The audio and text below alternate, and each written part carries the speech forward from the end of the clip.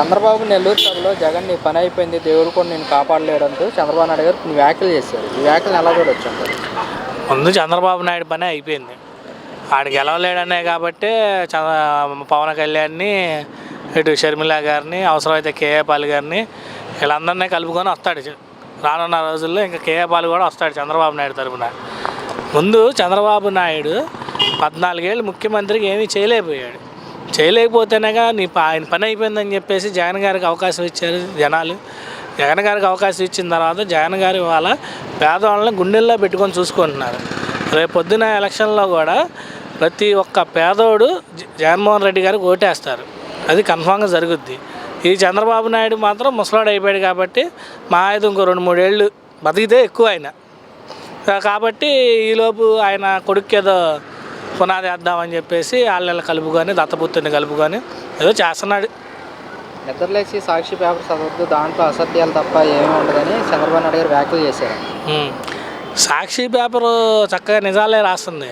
అసలు ఈ దొంగ పత్రిక, తోక పత్రిక ఏదైనా ఉందంటే ఈనాడు, ఆంధ్రజ్యోతే కదా.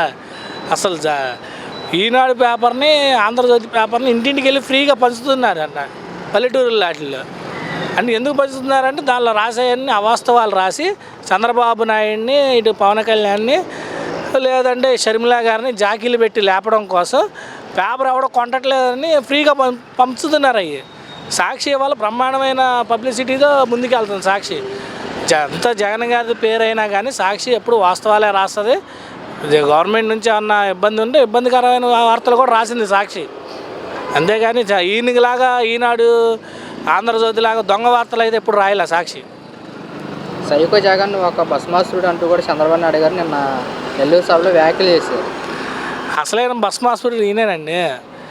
ఆంధ్రప్రదేశ్ ప్రజల మొత్తాన్ని నాశనం చేసింది ఈయనే. ఎందుకంటే ఆంధ్రప్రదేశ్లో ఎక్కువ కాలం ఎవరైనా ఏలింది పార్టీ తెలుగుదేశం పార్టీ ఎక్కువ ఏలింది. మధ్యలో రాజశేఖర రెడ్డి గారి టర్ము, ఇప్పుడు జగన్మోహన్ రెడ్డి గారి టర్ము తప్ప మిగతా టైం అంతా ఆల్మోస్ట్ ఎక్కువ కాలం ఏలింది వీళ్ళే. అప్పుడు ఎందుకు వీళ్ళు పునాదులు వేయలేకపోయారు? ఇప్పుడు 14 ఏళ్ళ క్రితం ఇవాళ తెలంగాణ ఇష్యూ ఉంది. ఎన్ని ఏళ్ళ నుంచి నడుస్తుంది ఆ ఇష్యూ? కొన్ని సంవత్సరాల నుంచి నడుస్తుంది. అలాంటి టైంలో నువ్వు ముఖ్యమంత్రిగా ఉన్నప్పుడు ఎప్పటికైనా మన రాష్ట్రం విడిపోవాల్సిందేనని చెప్పేసి ఇక్కడ సీమాంధ్రలో ఎందుకు డెవలప్ చేయలేదు? ఒక ఐటీ కంపెనీ ఎందుకు పెట్టలేదు? నువ్వు 14 ఏళ్ళు ముఖ్యమంత్రిగా ఉండి ఒక ఐటీ కంపెనీ పెట్టావా సీమాంధ్రలో?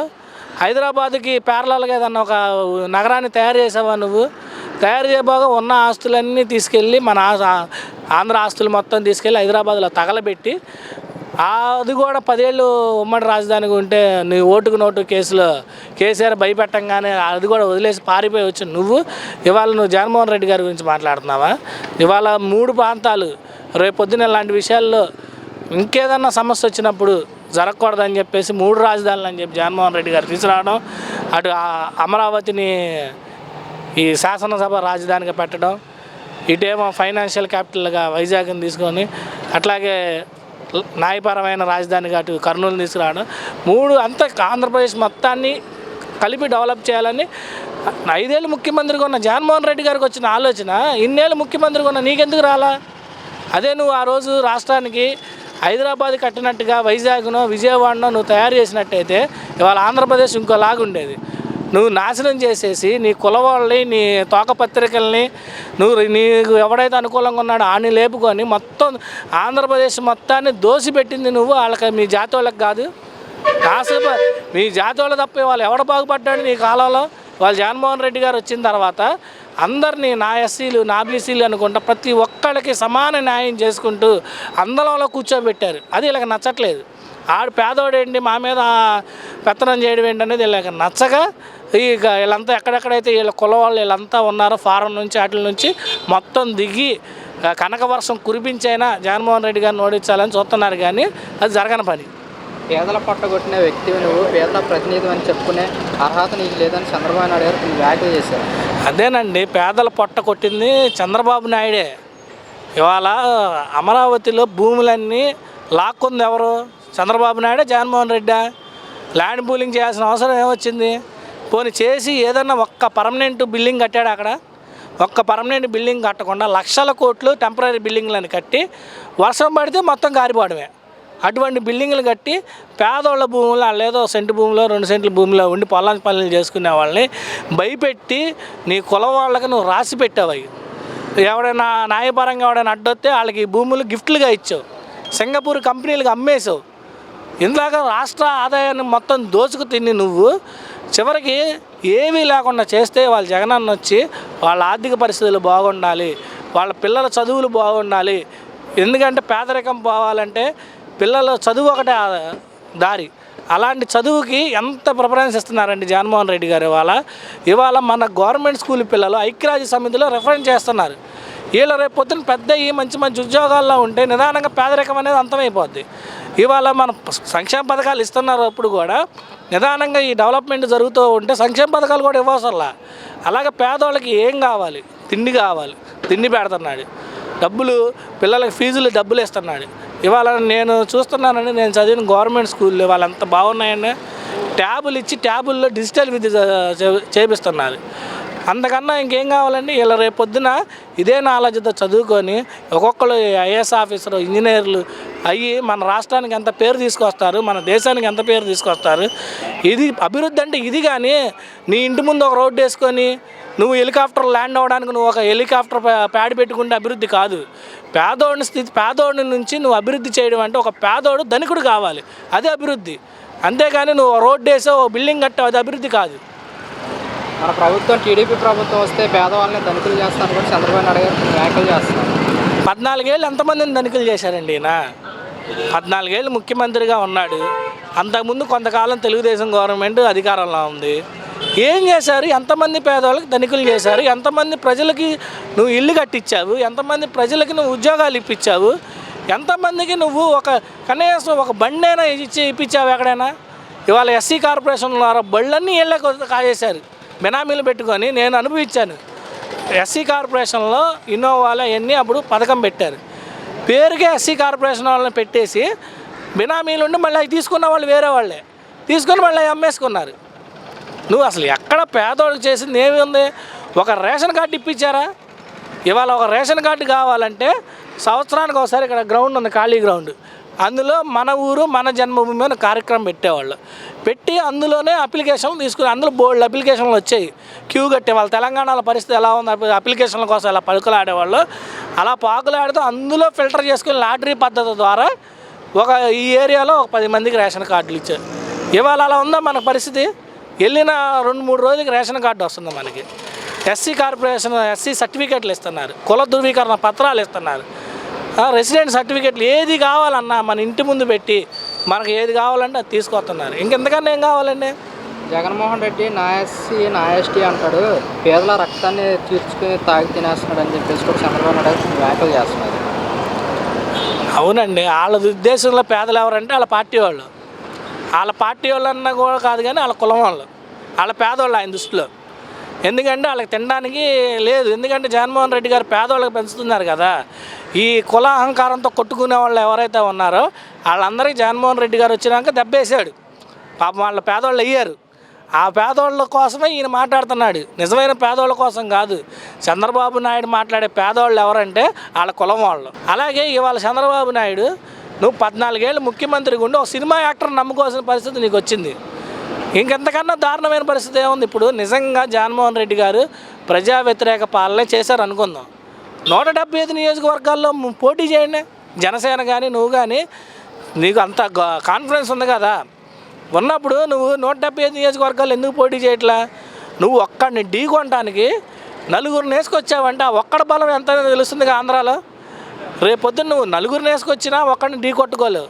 ఇవాళ మన భీమిలిలో సభ పెడితే ఎలా ఉన్నారు? ఇసుకేస్తారు వాళ్ళంత జనాలు ఉన్నారు. వీళ్ళంతా జగన్మ గారి మీద అభిమానంతో వచ్చిన వాళ్ళు, డబ్బులు ఇచ్చి వచ్చిన వాళ్ళు కాదు. ఇవాళ చంద్రబాబు నాయుడు సభలు చూస్తే మొత్తం కుర్చీలు తప్ప ఏం కనపడతల్లా. అట్లాగే ఈయన ధనికులు చేస్తాను ప్రజల్ని, నేను ఇది చేస్తాను నమ్మరు. ఎందుకంటే నువ్వు 14 ఏళ్ళు ముఖ్యమంత్రికి ఎంతమందిని ధనికులు చేసావు? నువ్వు ఏది చేసావు? కనీసం ఒక ఆరోగ్యశ్రీ అమలు చేసావా? ఒక అమ్మఒడి అమలు చేసావా?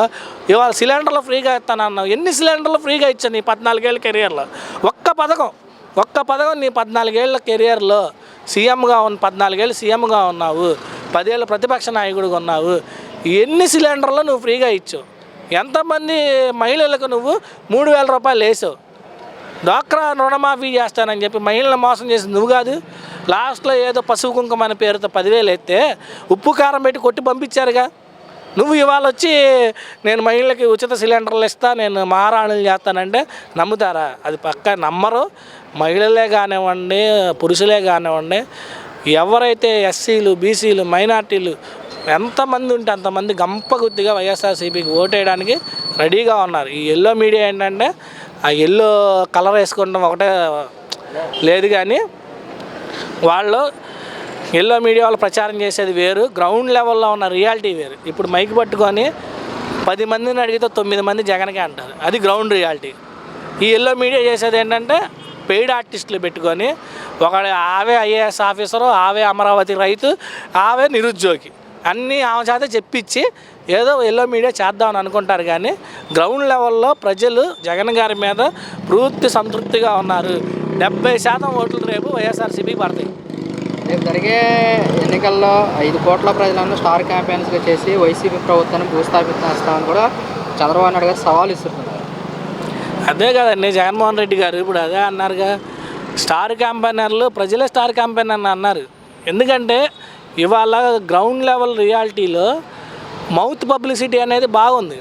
జగన్మోహన్ రెడ్డి గారు నాకు ఇది ఇచ్చారు కాబట్టి నేను జగన్కే ఓటే. ప్రతి వాళ్ళు గవర్నమెంట్ నుంచి లబ్ధి పొందిన ప్రతి వాళ్ళు మౌత్ పబ్లిసిటీ చాలు. ఎల్లో మీడియా ప్రచారం అవసరం లేదు, పవన్ కళ్యాణ్ వచ్చి ప్రచారం చేయ అవసరం లేదు, షర్మిలక్క వచ్చి ప్యాకేజ్ తీసుకొని ప్రచారం చేయ అవసరం లేదు. గ్రౌండ్ లెవెల్లో జగన్ మీద ఉన్న నమ్మకం ప్రజల్లో అలా ఉంది. మౌత్ పబ్లిసిటీ ద్వారానే ఇవాళ ఎవరిని అడిగినా ఈసారి వచ్చేది జగనేనంటగా అనే టాకే నడుస్తుంది. అంతేగాని వీళ్ళ వల్ల ఏమీ కాదు, ఏమీ చేయలేరు కూడా. జగన్మోహన్ రెడ్డి గారు మొన్న అన్నట్టు వెంటుకు కూడా పీకలేరు. మరోసారి నాకు అవకాశం ఇస్తే తెలుగు జాతిని ప్రపంచంలోనే నెంబర్ 1గా చూపిస్తాను కూడా చంద్రబాబు నాయుడు గారు వ్యాఖ్యలు చేశారు. చంద్రబాబు నాయుడికి మళ్ళీ ఒకసారి అవకాశం ఇస్తేనండి రాష్ట్రంలో పేదలకంటూ ఏముండదు. ఇవాళ ప్రతి ఒక్క పేదవాడికి ఇల్లు స్థలాలు ఉండాలని చెప్పి జగన్మోహన్ రెడ్డి గారు ఇల్లు ఇచ్చారు. ఇల్లు ఇచ్చి ఈ రోజు నుంచి 29వ తారీఖు నుంచి రిజిస్ట్రేషన్ కూడా ప్రారంభించారు. అంటే ఆథరైజ్డ్కి గవర్నమెంట్ రిజిస్ట్రేషన్ చేసింది, దాన్ని ఇంకెవడో లేపడానికి లేదు. అటువంటి పట్టాలు ఇచ్చాడు. ఇల్లు చాలా వరకు ఇల్లు పూర్తయినాయి. ఇవన్నీ జరుగుతున్న టైంలో ఈడొచ్చేసి ఏదో చెప్తున్నాడు. కానీ ఇక్కడ పేదవాళ్ళు, బడుగు బలహీన వర్గాలు, ఇవాళ మన స్వరాజ్య మైదానం ఉంది, దాన్ని సింగపూర్ కంపెనీకి అమ్మేయాలనుకున్నాడు చంద్రబాబు నాయుడు. ఈ విషయం ఎంతమంది తెలుసో తెలియదు, కానీ అమ్మేయాలనుకుంటే జగన్మోహన్ రెడ్డి గారు వచ్చిన తర్వాత బలుగు బలహీన వర్గాలకు ఆశాజ్యోతిగా ఉన్న అంబేద్కర్ శుద్ధివనం అక్కడ ఏర్పాటు చేసి విఐపి జోన్ అంటారు అది. ఎందుకంటే అక్కడే కలెక్టర్ ఉంటాడు, అక్కడే స్టేట్ గెస్ట్ హౌస్ ఉంటుంది, అక్కడే గవర్నర్ ఆఫీస్ ఉంది. అటువంటి దానిలో పేదలకి వాళ్ళ అనుమతి ఇచ్చి పార్కుగా పెట్టి చేయడం అంతా జగన్మోహన్ రెడ్డి గారికి పేదవాళ్ళకి ఏం కావాలో జగన్మోహన్ రెడ్డి గారికి తెలుసు. ఈడు వచ్చేసరికి ఏం చేస్తాడంటే నేనేదో అభివృద్ధి చేస్తాను అంటున్నాడు, కానీ ఈ కులం వాళ్ళకి దోసు పెడతారు. ఇవాళ నాకు కొంచెం సపోర్ట్గా ఉంటే అసలు ఎక్కడెక్కడ ఏమేమి భూములు వాళ్ళు దోసు తిన్నారు. లలిత జ్యువెలరీస్ ఎవరిది, దానికి ఎవడో భూములు ఇచ్చాడు. ఇవన్నీ బయట పెట్టాలి. ఎందుకంటే ఎంత అటు వీళ్ళు మురళీమోహన్ దగ్గర జైబేరీ ఎవరి జైబేరీకి భూములు ఎట్లా ఉన్నాయి, దాని పట్టాలు ఎక్కడ ఉన్నాయి, ఇవన్నీ తీశారనుకోండి ఆటోమేటిక్ అందరూ బయటకు వస్తారు. రేపు పొద్దున జగన్మోహన్ రెడ్డి గారు సీఎం అయిన తర్వాత ఇవన్నీ జరుగుతాయి. కన్ఫామ్గా వీళ్ళ కుల అహంకారాన్ని నశింపజేస్తాడు జగన్మోహన్ రెడ్డి గారు. త్వరలోనే ఫ్యాన్ 3 రెక్కలు విడిచేయడానికి ప్రజలు సిద్ధంగా ఉన్నారంటే చంద్రబాబు నాయుడు గారు వ్యాఖ్యలు చేశారు. ఈయన సైకిల్ ఇరిగిపోయిందనేక వెళ్ళి గ్లాస్ తెచ్చుకోలేడు పాపం. ఈయన సైకిల్ తుప్పు పట్టిపోయి ఇప్పుడు సైకిల్ ఎవడైనా వాడుతున్నారండి, ఎవరు వాడతలేదుగా. కానీ ప్రతి ఇంట్లో ఫ్యాన్ ఉంటుంది. ఫ్యాన్ ఇవాళ టాప్ గేర్లో తిరుగుతుంది ఫ్యాను. ఈయన సైకిల్ మాత్రం తొక్కి తొక్కి తొక్కి ఎప్పుడు తొక్కుతాడు ఈయన. తొక్కలేక పాపం ఇంకో 4 ఎక్కించుకున్నాడు ఆ సైకిల్ మీద. ఇంకా తొక్కగలడా పాపం ముసలాడు అసలుకే. అందుకే మొయ్యలేక ఏం చేశాడంటే పప్పు గారికి పార్టీ అప్పచెప్దాం అనుకుంటే ఆడెడిపోయాడో తెలియదు 1 నెల రోజుల నుంచి. వాడేమో అమెరికాలో అరెస్ట్ అయిపోయారు అంటున్నారు, చెప్తున్నాడు ఆడెడిపోయాడో తెలియదు.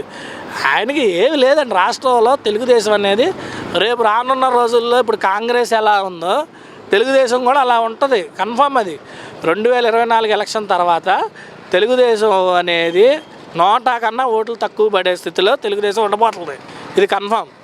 రాసి పెట్టుకో జగన్, నీ ఓటమి తథ్యమంటూ చంద్రబాబు నాయుడు గారు సవాల్ ఇస్తున్నారన్న. అంత సవాల్ ఇచ్చేవాడు 170 సీట్లలో పోటీ చేసే దమ్మే, 170 సీట్ల పోటీ చేసే దమ్ము కాదు, కనీసం ఒక నియోజకవర్గంలో అభ్యర్థిని ప్రకటించే దమ్ము కూడా లేదండి వీళ్ళకి. ఈడు ప్రకటిస్తే ఆడొప్పుకోడు, ఆడు ప్రకటిస్తే ఈడొప్పుకోడు. ఒక నియోజకవర్గంలో ఒక అభ్యర్థిని ప్రకటించలేని స్థితిలో ఉంది వాళ్ళ టీడీపీ కానీ జనసేన కానీ. ఇవాళ జగన్మోహన్ రెడ్డి గారు అన్ని సీట్లు మ్యాక్సిమం 90% సీట్లు అనౌన్స్ చేశారు. అనౌన్స్ చేసి ఎన్నికల సంఘారామం పూర్తిచ్చారు. నువ్వు ఏం చేసావు? ఇంకా నువ్వు సదురు మధ్య రావడం, నువ్వు నీ మీద ఆడాలి కూడా, నువ్వు మొగుడు పిల్లలకి లాగా వెళ్ళి కలిసి కూర్చొని వెళ్ళి అక్షంతలు వేయించుకుంటున్నారు వీళ్ళు. ఇదే రాజకీయం అండి. వీళ్ళ సీఎం అభ్యర్థి ఎవడంతకే? చంద్రబాబు, పవన్ కళ్యాణ్ చెప్పారా? రేపు పొద్దున ఈడు వెళ్ళి చంద్రబాబు నాయుడు నిజంగా గెలిచాడు అనుకో, ఈయన వెళ్ళిపోయి మళ్ళీ షూటింగ్లు చేసుకుంటాడు. అంతేగాని రాష్ట్రం ఇప్పుడు ఏడి పవన్ కళ్యాణ్ ఎక్కడ ఉన్నాడు? షూటింగ్ మధ్యలో ఒక రోజు వస్తాడు, వెళ్ళిపోతాడు, మళ్ళీ షూటింగ్లకి వెళ్ళిపోతాడు. ఇప్పుడు 70 రోజులు ఎలక్షన్లు ఉంది. 70 రోజుల ఎలక్షన్లో 7 రోజులు కూడా ఆంధ్రప్రదేశ్లో ఉండడు ఈ పవన్ కళ్యాణ్. అట్టండి వాళ్ళు వచ్చి ఇవాళ జగన్ని నడ్డి విడుస్తాం, ఫ్యాన్ విడుస్తాం అని కాదు. ఈయన గ్లాసు పగిలిపోద్ది, ఈయన సైకిల్ 2 టైర్లు బరస్ట్ అయిపోయినాయి. బరస్ట్ అయిపోయి ఆ రాట్లు మిగిలినాయి. ఆ రాట్లు ఎక్కడ గుచ్చుకుంటాయో పాపం ఆడ గుచ్చుకుంటాయి 2024లో.